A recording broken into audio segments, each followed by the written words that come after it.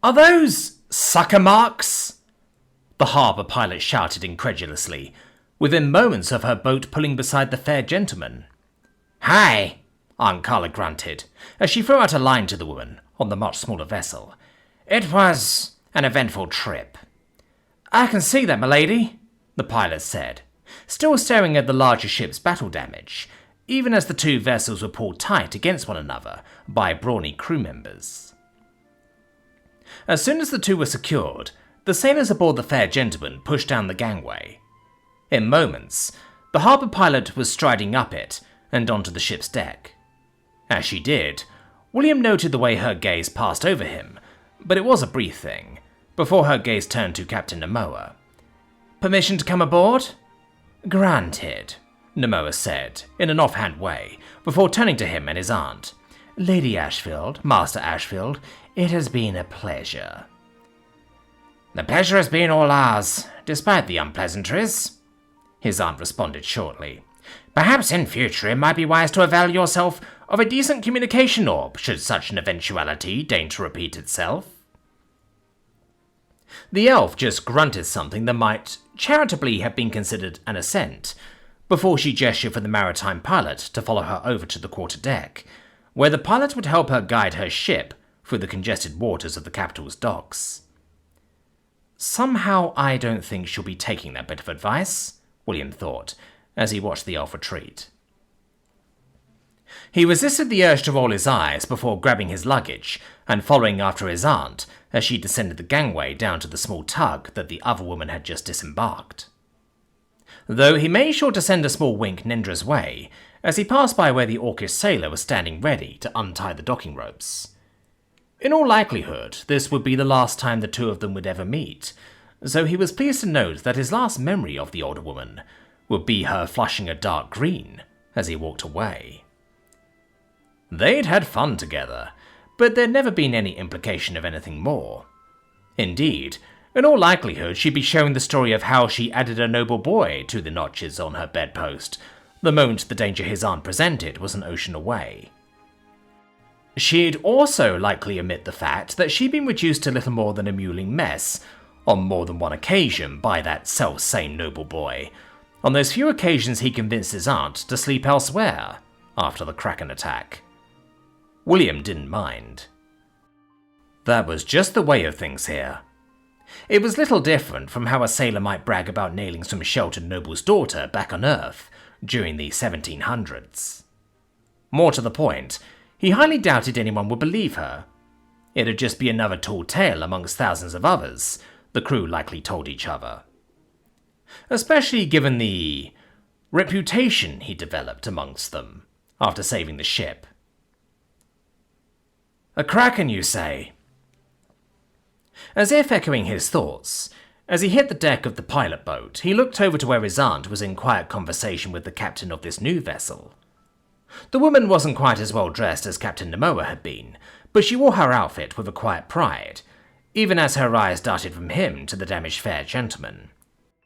Aye, his aunt said, with a mixture of both pride and irritation.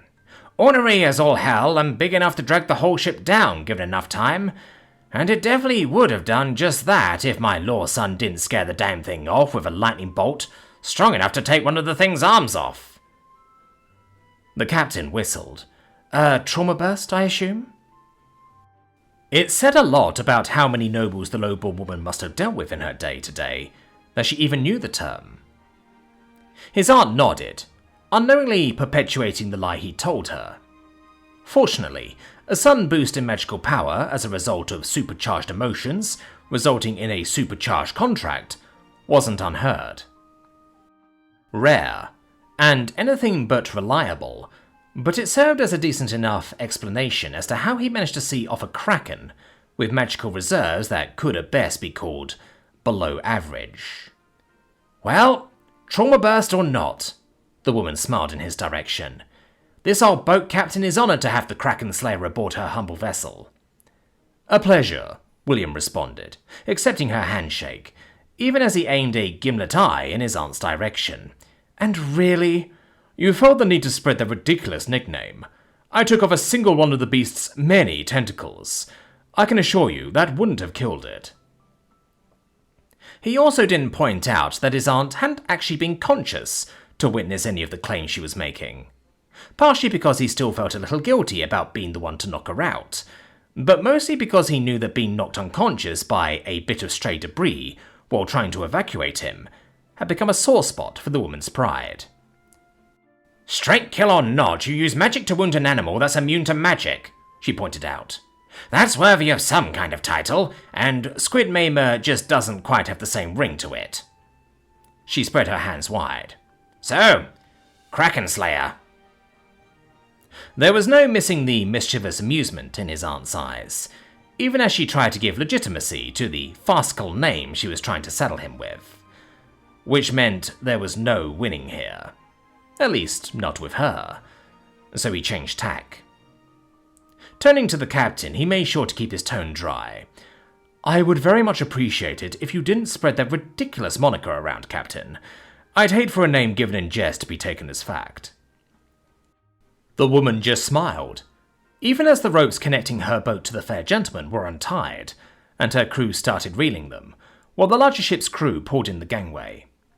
"Of course, young master," she chuckled, "though I cannot make any such promise on behalf of my crew." Indeed. As William glanced around, he saw both of the other two members of the boat's small crew of women smiling at him, as the boat's sails unfurled once more, and it started slowly drifting away from the ship it had just been docked to. Sighing, he just nodded. "Right, ignoring that, do you have somewhere I can stash my luggage for the rest of our trip upstream?" Returning once more to some semblance of professionalism, the woman just nodded. "Of course, right this way, young master. It's not much, but it should keep the spray off." One would expect a city as large as the national capital to be a cramped, foul-smelling hellhole, given this world's current level of technological development. As their boat slowly tacked upriver, though, deftly avoiding other small craft doing the same, William was forced to admit that wasn't the case. Say whatever else you want about elves, they know how to plan a city, he thought, as he stepped into a horse-drawn carriage, gaze never ceasing to take in the elegant examples of pseudo-Bavarian architecture lining the river shore.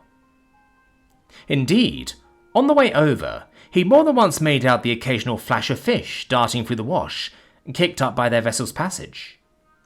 Something he was sure wouldn't be the case if the city were dumping waste into it. Admittedly, magic did allow for a number of alternatives on that front, but it was still an expense he was sure many an artisan's guild would rather do without. Fortunately for the health of the city's rivers, and people, elves were nothing if not excellent long-term planners. As much as it pained him to admit it, as their carriage passed under a massive iron warship passing overhead. The Leviathan construct was one of several he could see, either moving towards or away from any of a dozen skyports dotted across the city, ether green trails following them as their propellers pushed them sedately through the sky. Unlike maritime craft, who could only realistically make use of the sea-facing docks, a skyport could be positioned just about anywhere, and often were. Indeed, William could see dozens of them scattered across the skyscape of the capital. A feat of engineering that, in short, shouldn't realistically have been possible for a society that still made use of swords and spears. Sure, they had airships, machine guns, and fighter craft too, but those he could at least blame on magic. Not these, though, William thought, as he gazed at a nearby mammoth tower. Just time, skill, science, and engineering. Of course, it hadn't taken him long to figure out why the tech of this world was so lopsided.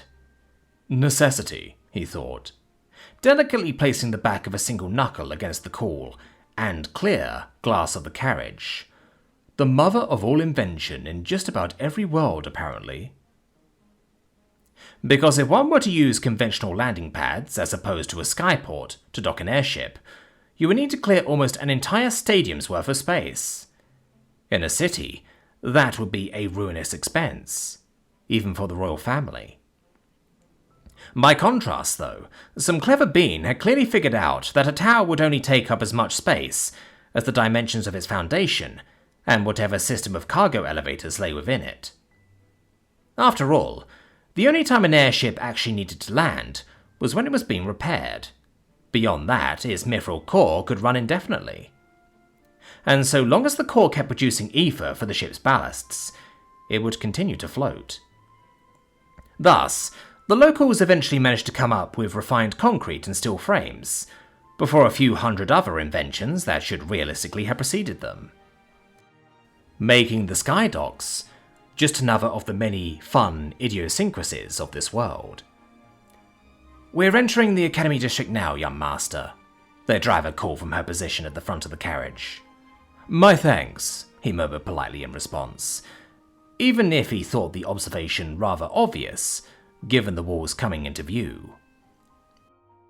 It was no exaggeration to say that the Blickland Royal Aviation Academy was a small town unto itself. A massive airship loomed overhead, docked to a skydock that loomed over a sprawling mass of training fields, dormitories, classrooms, arenas, testing areas, forges, kitchens, and a dozen other different types of buildings, all built to host an aristocratic student body drawn from across the country that measured in the hundreds, and a staff that measured in the thousands. There was a small queue in front of the main gate. Steely-eyed Academy enforcers in blue and red-frilled gambesons stood with their poleaxes at rest, as dozens of carriages disgorged their cargo. Behind them, staff members stood in slightly more ostentatious outfits, clipboards in hand, as they greeted and processed the newly arriving students. Behind them stood rows of servants, who would collect the new arrivals' luggage before carrying it off somewhere. Presumably to the students' assigned rooms, William thought. Given the ratio of staff to arriving students, it didn't actually take all that long for his own turn to come around. After a brief inspection by the guards, he and his aunt were stepping out into the early morning sun, before turning to greet a rather stern-looking woman with rounded spectacles. Honestly, if one were to try and encapsulate the idea of a stern librarian, the dark elven woman that now stood across from him would pretty neatly fit the bill.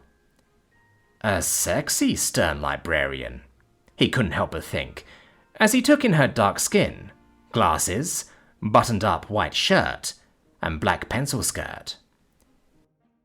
"Ah, the Kraken Slayer," the woman said rather matter-of-factly, as soon as she glanced up from her papers. "A pleasure, and to you as well, Dame Carla Ashfield."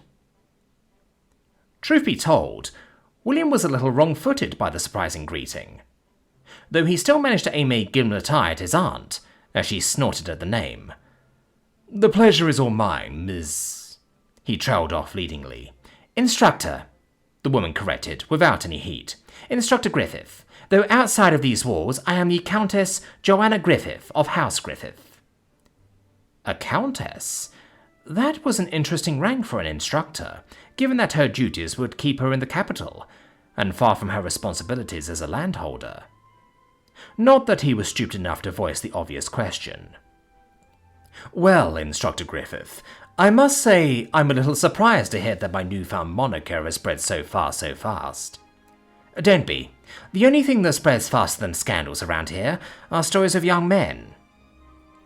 Well, yes, but for the most part he was more surprised that it had just plain physically travelled this far. Had the crew of the fair gentleman somehow disembarked while he was travelling through the city? "Is that the capital or this academy, Instructor?" he asked, trying to appear unruffled.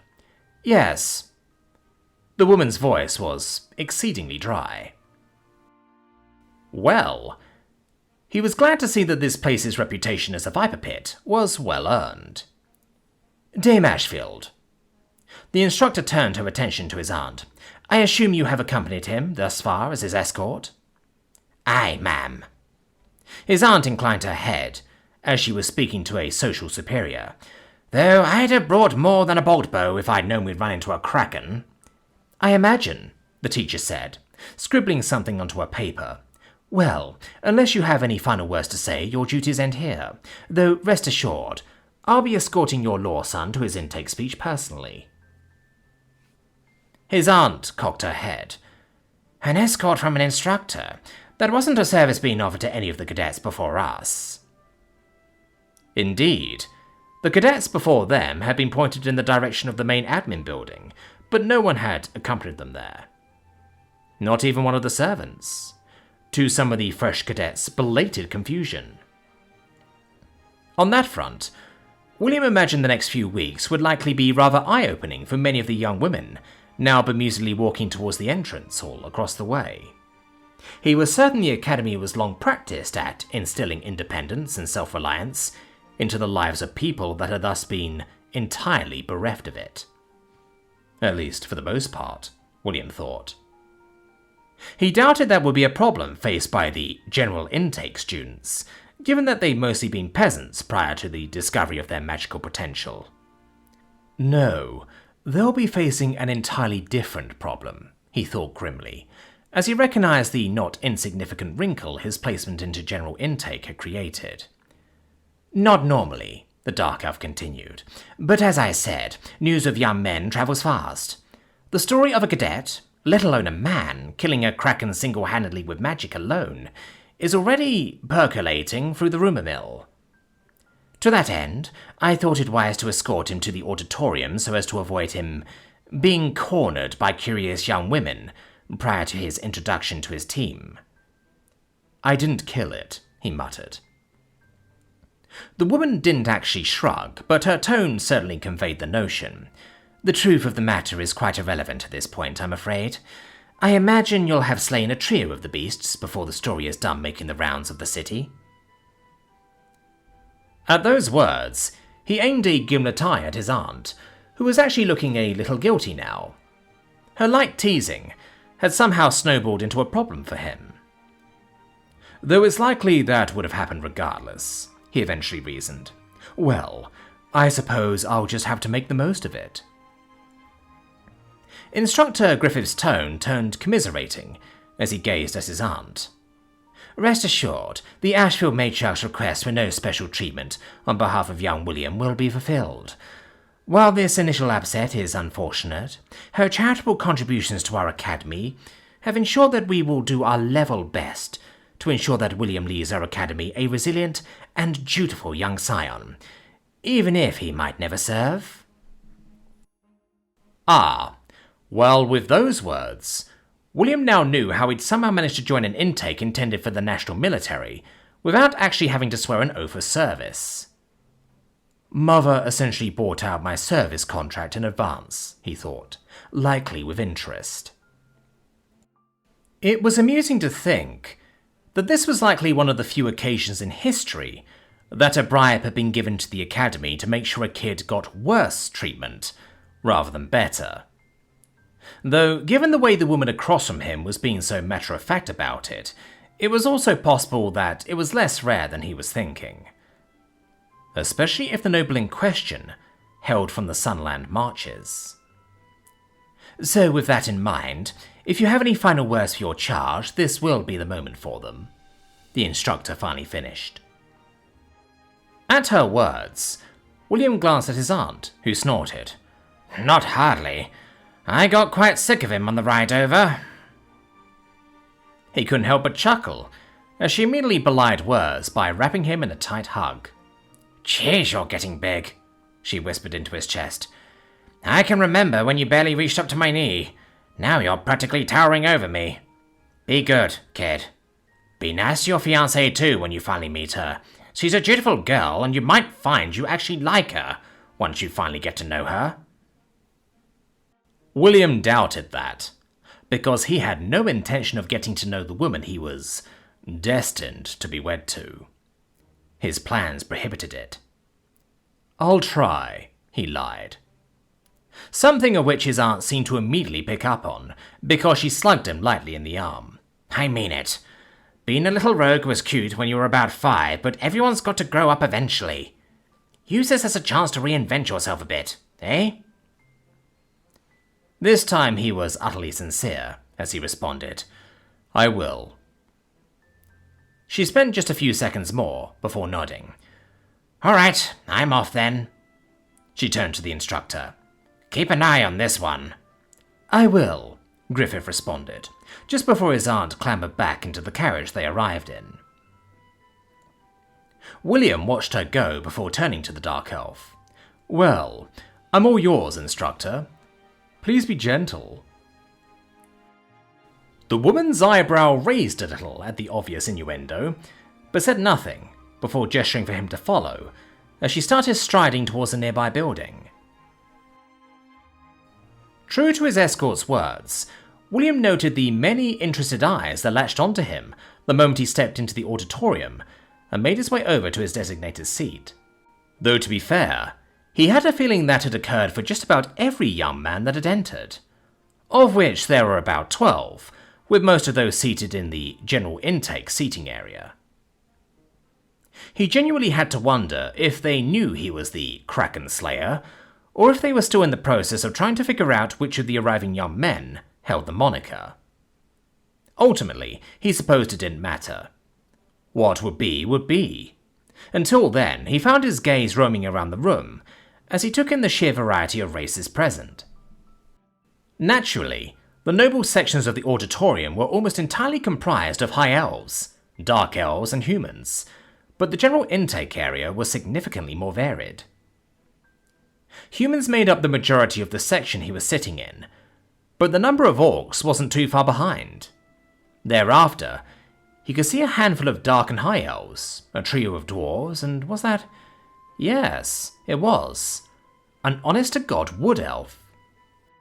He genuinely thought the rabbit ears were some kind of peculiar hat at first, but as he watched them twitch, he realised they really were attached to the young woman. Beyond that, it was easy to see that the room had already been prearranged into houses. Sure, uniforms hadn't been distributed quite yet, but most of the nobles' clothes gave some clue as to their house of origin. And academic houses were usually divided by geographic region of origin anyway. The only exception to that rule were the general intake students, who were a mismatch. The Royal Army sourced from just about anywhere, and as such the quality of style and clothing worn by the people around him varied. From clothes that wouldn't have looked out of place in the royal court itself, to peasant garbs that looked to have been carefully sewn and re-sewn a dozen times over.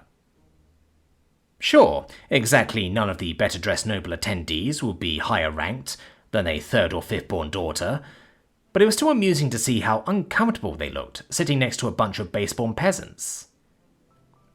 Even in his row of 5, he could see a high elf glaring at her orcish neighbour, who also happened to be his neighbour. It was actually a little sad to see, made doubly so by the thorned tattoo around her neck. A former slave, he thought, given that she'd have been emancipated as part of her oath of service to the Royal Marine Knights. Brown hair tied back in a ponytail, she looked about 16, little more than a girl to his eyes, and was dressed in what he could only assume were her nicest clothes, given the notable absence of patches in her cream tunic and brown pants. Likely a field worker of some description, prior to her conscription. Her arms were likely as thick as the thighs of the elf, whose gaze she was deliberately avoiding. Not that one could really tell, given how much the former slave had shrunk in on herself. "Relax," he said quietly, actively surprising himself as much as the girl, as her wide eyes flitted towards him. As did the elves. "You're here because you have a right to be here," he continued. "You passed the tryouts, right? Beat a bunch of other potential mages to get selected?" He'd not known that was how Royal Marine Knight candidates were selected. He'd long thought they took anyone with potential that wasn't already selected to be part of some noble's retinue, but it turned out that wasn't the case.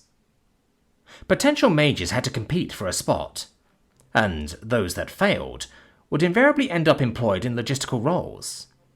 Ironsmiths and farm witches being the most prominent examples that came to mind.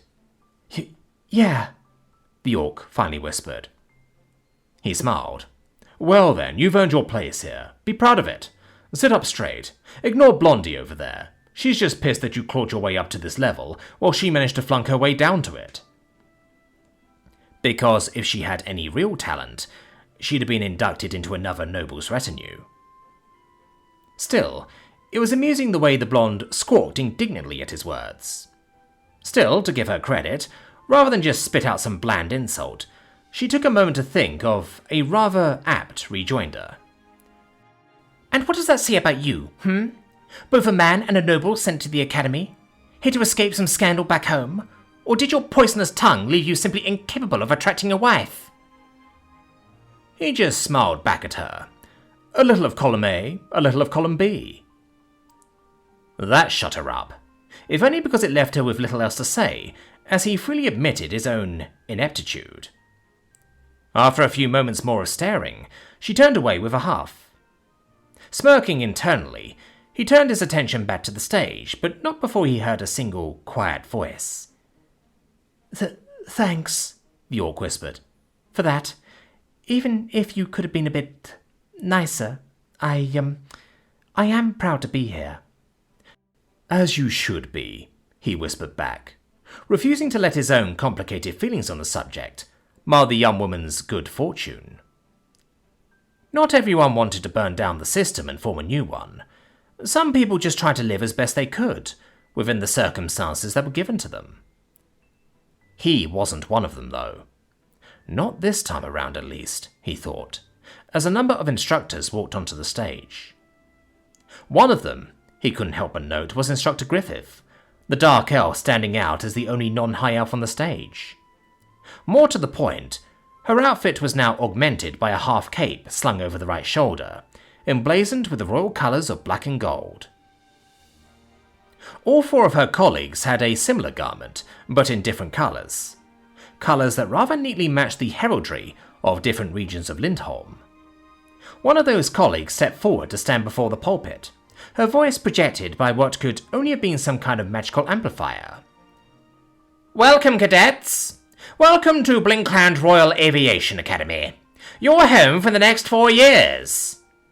She paused dramatically. "And if you look to your left and right, you will see that those individuals occupying the row of seats in your section shall be your team for the next 4 years. In many ways, your family. People that you shall learn with, live with, sleep with, eat with, fight with, bleed with, kill with, and perhaps one day, die with." William froze. He hadn't known that. Which meant he'd just insulted at least one of the individuals he'd be spending the next 4 years with. Shit, he thought, deliberately not turning his gaze right. That way lay trouble. Instead, he turned his head left, hoping he'd not managed to... Nope. The dark elf on his left was also clearly a noble, given the quality of her clothes, and she was glaring at him. Hard. While a dwarf winked at him, over her shoulder. "Shit," he repeated.